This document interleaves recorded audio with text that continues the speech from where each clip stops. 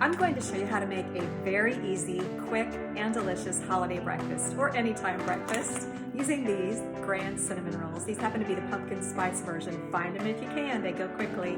And then some pre-cooked crumbled turkey sausage and a few eggs.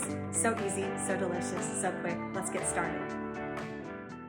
First, you need to scramble those eggs until they're just barely set. Remember, they're going to finish cooking in the oven.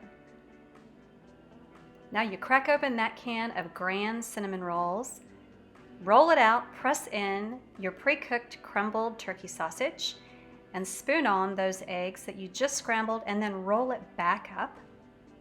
Then you're going to carefully cut it into 4 big wedges, place it in your baking pan, and you're going to bake them at 350 for about half an hour. Then ice it with the remaining icing from the cinnamon roll can if you want, and serve it up. These are so good.